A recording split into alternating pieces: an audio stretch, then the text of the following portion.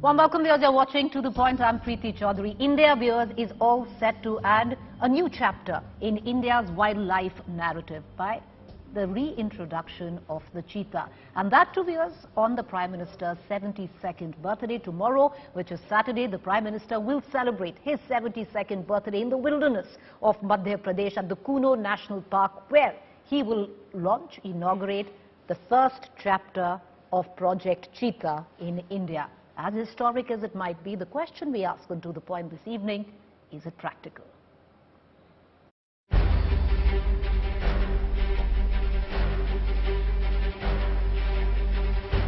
They're the fastest living land animals, and they're about to have a possible new dawn.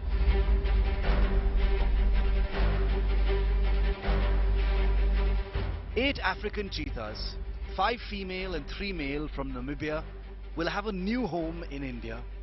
They're part of a first-of-its-kind transcontinental mission to repopulate them in India. Cheetahs became extinct in India in 1952.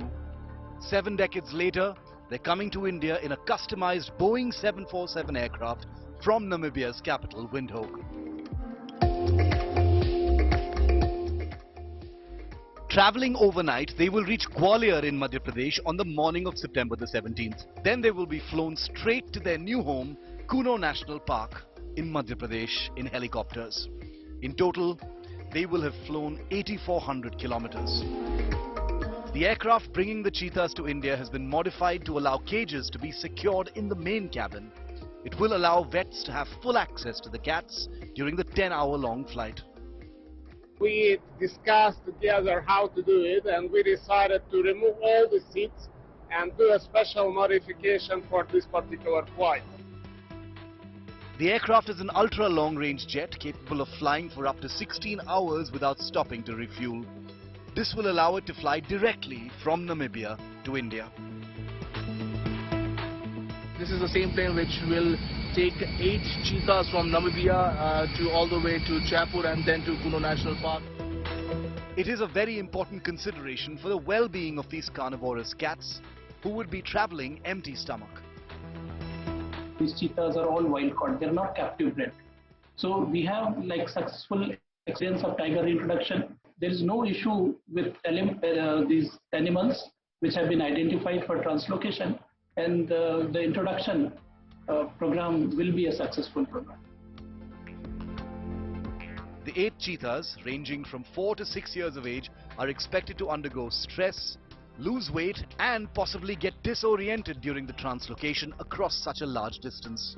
That could also reduce their fitness for the wild. After they're released at Kuno National Park on the 17th of September, they will be kept in the Boman, an African word for a specially designed enclosure, for a whole month. In the Boma, carefully arranged prime cuts of small game of cheetahs has been introduced for these prime feline guests to hunt without competition for starters. This is expected to restore some of their spirit. After a month of acclimatization on a whole new continent, the radio-collared cheetahs will be moved to a bigger enclosure before being released into the wild in another couple of months.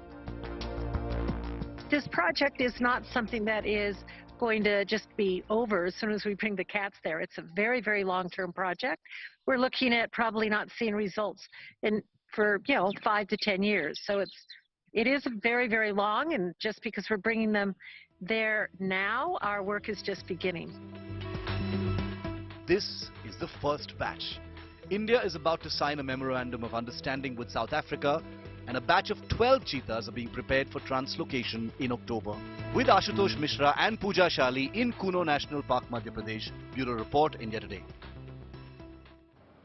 All right, viewers, let's connect right now to our guest this evening. I have Anish Andheria, conservation biologist. I have Dr. M.K. Rajit Singh, former chairman, Wildlife Trust of India. He is also instrumental in bringing cheetahs to India, and I will also be joined by Aditya Dicky Singh, wildlife conservationist. I want to begin right now, before we are joined by other two guests, by Mr. Andheria. Mr. Andheria, you're of the opinion that getting cheetahs will be historic as much as it will add an absolute banging new chapter in India's wildlife narrative. Yes, absolutely. I think they were always here, and the government has been talking about reintroduction since the late 1940s. However, it is only fructified now, and I think we should welcome it. It's an experiment, and therefore we must not be impatient. And such reintroductions have rarely been done. This is a transcontinental reintroduction, which has never been tried with large carnivore like this. And so we have to be patient. Cheetahs are delicate cat species. They don't breed under stress that prolifically like many other carnivores do. Right. And so, Mr. Andheria, will you stay with me? Just stay with me, sir. You know, I'm going to come right back. And the reason I'm interrupting you is we're getting in these live shots that are coming in from Namibia. That's where the plane will take off with all the 8 cheetahs there. We're going to continue to get, these are the cheetahs, the actual cheetahs that are going to be at the Kuno National Park. But we're going to take you back to those live visuals. The plane will take off. We've given you the entire trajectory. We'll also play out the route map of the cheetahs. They're going to be empty stomach. There are cages inside that aircraft, which has actually painted with the image of a tiger. And there will be wets inside that aircraft as well. We're going to continue to get you all the visuals live as they stream in. I'll go back and we're going to try and also get in a reporter from Namibia, but I'll go across back to Mr. Andheria. Mr. Andheria, go ahead, sir. Continue. So this is a very historic moment for India, and we must all, really welcome this with open arms. We are, in fact, I would say India has done extensively well in the way it has conserved large mammals. So tigers, Asiatic lions, rhinos, Asian elephants, their populations have gone up in the last 10 to 15 years. So bringing the cheetah in will highlight the grassland habitat a lot, which means that we will have an opportunity to bring back some of these degraded grassland habitats, because India has lost more than 200,000 square kilometers of grassland habitats in the last 75 years. So this iconic species will become basically an umbrella species to recover maybe the great Indian bustard, which is a highly endangered bird, the lesser foracan, and so many other grassland species. So I think cheetah will be the spokesperson for all these species, and I think Kuno is the first step, but we have to rapidly try and search and scout for other locations which are at least 2,000 square kilometers each, maybe 3 or 4 such places in Rajasthan, Gujarat, or any other place where cheetahs used to exist in the past, and then prepare them for in the next 10 years so that we can then expand the range of the carnivore in India. I think we will have to be patient, as I said. At least we must give it another 15 years to see how they do. And maybe if the project is successful, maybe we'll know in about 25 years. But before that, it is very, very erroneous to go and start criticizing a project, because there will be pitfalls. There are leopards in Kuno. There may be deaths because of them. There may be some other casualties that may happen, but that is a part and parcel of a translocation program. And so the government is therefore not just bringing in 8. There are many more cheetahs that are going to come up. So they will keep augmenting cheetah population to make sure that the founder population gets stabilized and we have the first generation and then the next. Okay, stay with me. I also have Aditya Dikki Singh, who's not so optimistic about bringing an exotic animal like cheetah back home. Why, Aditya? Why so, pessimistic about the whole procedure? I see Kuno as a... See, Kuno is very similar to Ranthambore. In fact, Kuno, Shivpur, Shivpuri forests are connected to Ranthambore. There's just a river, Chambal, which flows through them. So Kuno is actually a forest habitat very similar to Ranthambore. There are no grasslands. The few grasslands that we do have there are actually abandoned fields. About 24 villages were moved out in the last 15 years from Kuno. And the fields that they used to crop in, they have become grasslands. And essentially, we have to keep cutting the trees and keeping these fields bare to create the grasslands. So I don't feel, one, that we have the space for cheetahs. Like, cheetahs need incredibly huge amount of space. We don't have grasslands that big as yet. So if we have to focus on grasslands, then, we picked up a place which is not a grassland. We've also picked up a place where cheetahs have never traditionally been there. Kuno never had cheetahs or anything similar ever.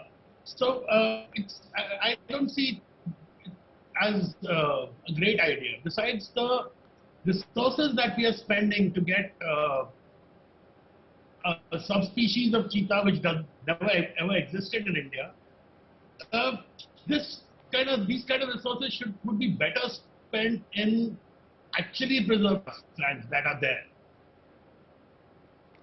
All right, but Aditya, if you say, okay, you're saying the habitat is not something which is attuned to possibly a cheetah habitation, but having said that, the fact that cheetahs will be reintroduced into the habitat, do you see that as adding to the biodiversity of the area? They won't be reintroduced, they would be introduced. There's a big difference. Reintroduced assumes that the cheetahs existed in that habitat. Cheetahs never existed in this habitat, so we're actually introducing a new predator. I don't know what the impact on biodiversity will be. It's generally not a good idea to introduce new predators. Okay, let me cut across, and we're also going to get in a reporter right now from Namibia in just about a minute. But let me once again introduce Anish Andheria back into this conversation. Mr. Andheria, the fact is, what do you have to say with all the apprehensions that have been raised by not one but many other wildlife conservationists? So as I told you, Kuno is the first step.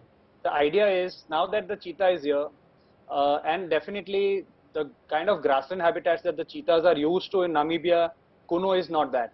There are woodlands there. It is a mosaic of grassland, and none of those grasslands are extensive. There may be 10-15 square kilometers at best, the largest ones. So that's definitely true. However, now that the animal is here, our forest department gets familiarized with the species, and we earmark other locations which are more suited to the running game of the cheetah, is where we have to move. So as I said, we need about 4 or 5 different populations and habitats which are at least 2,000 square kilometers of the kind of habitat that they are used to in most of Africa. However, my friend Aditya spoke about the habitat, but there are some parts in South Africa which are very woodland type of habitats, and cheetahs are found there even in mountainous regions. Obviously, they don't spend too much time up on the mountains, but they have a mosaic of such habitats as well. But again, these are cheetahs coming from Namibia. So we'll all have to, it is a conjecture, we need to understand that this is the first time it is happening. We have to be patient, as I said, and there may be some losses, we will falter in some place or the other. But once the decision is taken of bringing this animal in, I think we must stick on to it. Plus, if you look at the funding, today the forest department and for tigers as well, there is a good amount of funding. There are other species, but bringing in an iconic species like a cheetah, what it does it will bring back the focus on grasslands, and I am quite sure that in the 10 years time we would definitely have some very good quality grassland habitat which will be on the recovery. It is currently degraded, or there are a lot of other issues there, but we will open up certain areas for grasslands, and that, like we use the tiger to get the woodlands back. There are so many good tiger reserves which in 1970s had no tigers there, and today you have tigers spilling out of those landscapes. So the similar thing can happen with the cheetah. It is up to the government to see how they make that happen, and definitely it cannot happen by translocating people. So it is quite a delicate operation, which means that the people have to be taken in confidence. The good thing is that cheetahs really don't rarely ever attack human beings. So their conflict is only with farm animals, and so they are easy to stay with, but there will be conflict, and people's confidence in the entire process and the money from tourism, as long as that goes to the marginalized people who will be sharing the habitat with cheetah, I think the project will have. Mr. Andheria, stay with me. Let's just take a quick look at what are the challenges that are being faced, and then I'm going to cut across to Dr. M.K. Rajit Singh, former chairman, Wildlife Trust of India, and instrumental in bringing the cheetah home.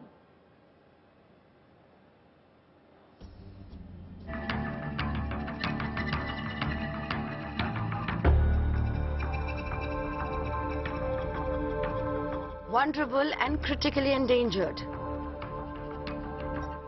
the world's fastest land mammal is set to arrive at the Kuno National Park in Madhya Pradesh.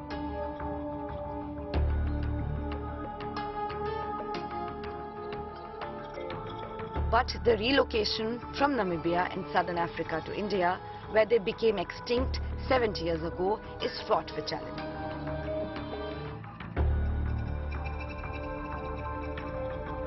Experts involved in the project agree the reintroduction of the large carnivore to its natural habitat is a longer-term effort.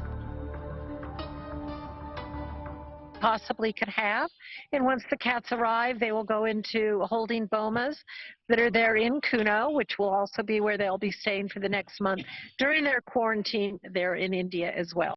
Sleek, meant for speed as high as 74 miles an hour, ducking and diving like an athlete, cheetahs are delicate animals though. Animals which avoid conflict. They may have confronted lions and leopards back in Namibia, but in Kuno, the guests won't be welcomed graciously by competing predators.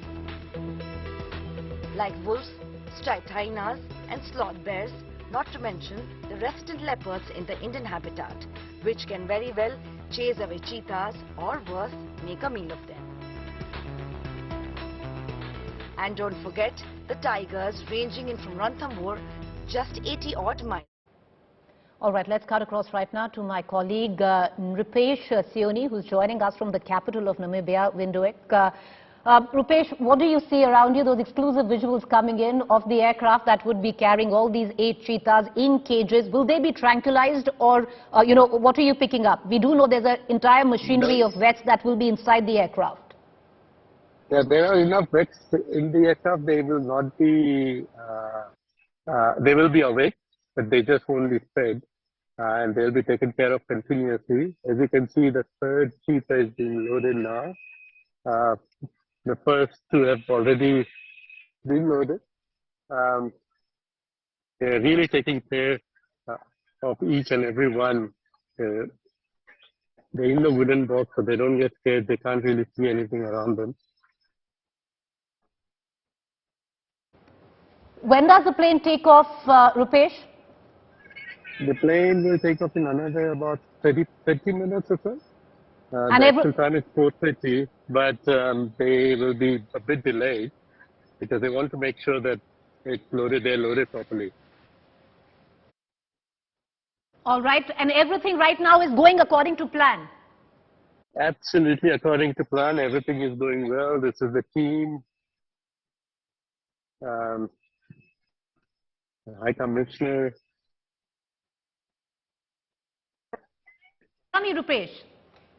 Yes. All right, okay, we seem to have lost Rupesh. We're going to try and get to our other guests right now. But let me now connect as we continue with these visuals that are streaming live from Namibian capital, where that plane that you see on your television screen, viewers. It'd be interesting if we get the face of the plane because that has the face of a tiger painted on it. But joining me is Dr. M.K. Ranjit Singh, former chairman, Wildlife Trust of India. Sir, you've been quite instrumental in bringing the cheetahs back to India. Now, very optimistic with what you're seeing right now. Excited, I'm sure.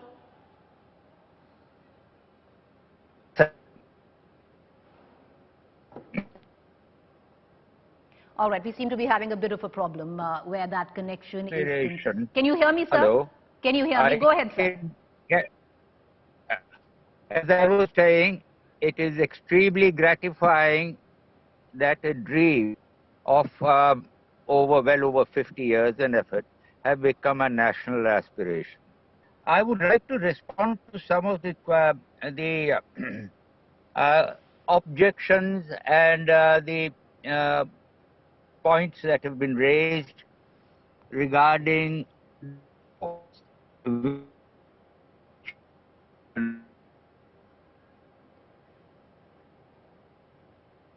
Sir, we are having a problem with your...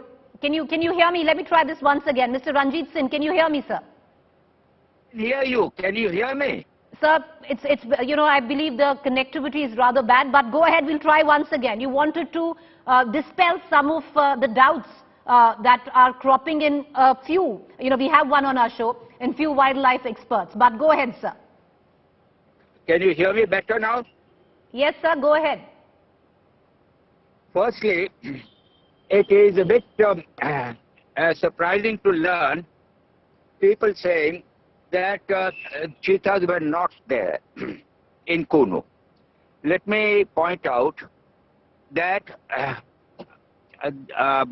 Jahangir in his memoirs mentioned that Akbar had 9,000 cheetahs during his reign. And if you look at the map of Irfan Habib, the famous medieval history scholar, one of the capture places for the cheetah for the Mughal times was near Kuno and Shivpuri area. Now, as far as the habitat is concerned, it's been said over and over again that Kuno is not a suitable habitat. Firstly, as was pointed about one of the speakers, the South Africans have vouchsafed that the greatest recovery and one of the most productive areas in South Africa is Finda Reserve, which has a xerophytic vegetation thicker than even Kuno.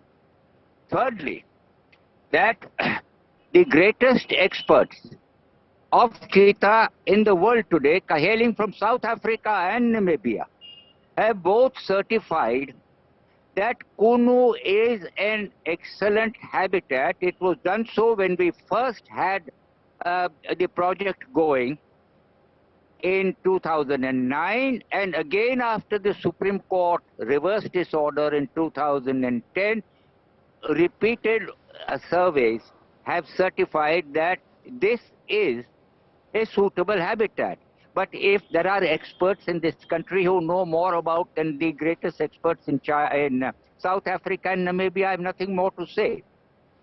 Is there anything else that you would like me to say? Because I think the Forest Department and the government has done a yeoman's job in getting it. Look, as far as the conflict with man is concerned, it's been already mentioned. But as far as the conflict with other tigers are concerned, let me point out that hyenas are not a problem in India. They are a problem in Africa. There are no wolves there. The problem will be of conflict with leopard, and if a tiger comes in, that, and if the lion comes in also. But then aren't there casualties in the world? There are always casualties, and we are prepared for it. Okay. We are prepared for a few things. Nobody wants any cheetah to die. Right. But in every translocation, every rehabilitation, there are casualties, and we are prepared. Please see the report by the Wildlife Institute of India. All right. Well, sir, I wish you a lot of luck. It's been, a dream of yours as well. So good luck to you. And I do thank both our other guests for expressing their opinion. Well, let's just hope now that, this entire operation is in play. We wish the best, and these cheetahs thrive and add to the biodiversity of the area. Appreciate both our other guests for joining us. I want to take a quick update from my colleague Hemendra, who's joining us not very far off from the Kuno National Park. Hemendra, what are you picking up, especially where, the villages around? For them, this is going to be a new lease of financial life. They've put Kuno National Park back on the tourist map where Madhya Pradesh is concerned. Well, this particular region, Shivpur, the two districts which both border the Kuno National Park, is known for malnutrition, not just in Madhya Pradesh but across the country. After Orissa, Kalahandi, these are the regions which are known for malnourishment. And after the cheetah comes, people are expecting and hoping that the entire landscape would change and the economy would revive. There is a lot of expectation, not just by the people sitting in the secretariat, not just in them, but also people on the ground, the villagers. They are hoping and expecting that once this cheetah comes, because there's been a lot of hype built around it, and because of that hype, a lot of expectations are there, and it remains to be seen whether those expectations would be fulfilled fulfilled or not, because one has to be very cautious, as the Chief Minister has reminded the people of the state in the morning today, that the first target is to ensure that the cheetahs, they remain safe in the enclosures that have been built for them, special enclosures, and then thereafter, when they get acclimatized, they are allowed to move freely. And once that happens, probably tourism would revive, and the focus would be on reviving tourism in this particular region, and thus the revival of the economy. All right, appreciate you joining us, Hemendra.